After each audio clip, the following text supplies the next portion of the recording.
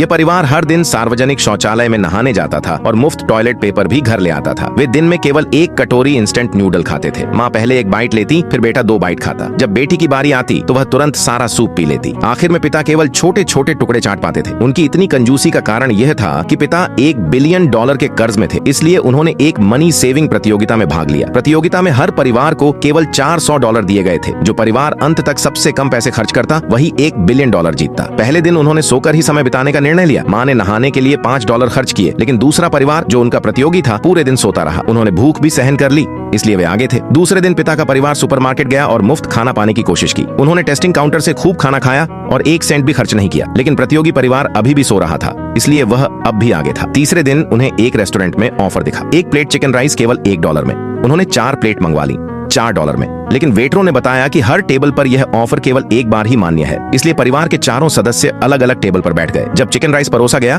तो प्लेट लगभग केवल चावल से भरी थी और चिकन बहुत कम था। उन्हें मजबूरी में खाना पड़ा। जल्दी ही वे भर गए और खाना छोड़कर जाना चाहा, लेकिन वेटर ने कहा कि अगर खाना पूरा नहीं किया गया तो $500 का जुर्माना देना पड़ेगा। फिर उन्होंने एक कोला की बोतल मंगाई जिसकी कीमत $50 थी। जैसे ही वे खाना खत्म करने लगे, वेटर ने कहा कि सूप भी पीना पड़ेगा। माँ ने सबसे पहले तीखा सूप पी लिया और पानी पीने के लिए टॉयलेट जाने लगी, लेकिन रेस्टोरेंट वालों ने पानी की सभी सुविधाएं बंद कर दी थीं। बाकी तीनों सदस्यों ने इस मौके का फायदा उठाकर अपना सूप माँ की कटोरी में डाल दिया। जब माँ ने यह देखा तो वह बिल्कुल टूट गई, लेकिन जुर्माने से बचने के लिए उसे सारा बचा हुआ तीखा सूप एक ही बार में पीना पड़ा। हालांकि उस दिन उन्होंने केवल $4 खर्च किए, लेकिन दूसरा परिवार अभी भी सो रहा था और उसने एक भी पैसा खर्च नहीं किया था। तभी अचानक प्रतियोगी परिवार की जेब से $100 का नोट उड़ गया। आखिरकार पिता का परिवार यह प्रतियोगिता जीत गया। अगर आपको यह खेल खेलने का मौका मिलता तो आप पैसे कैसे बचाते?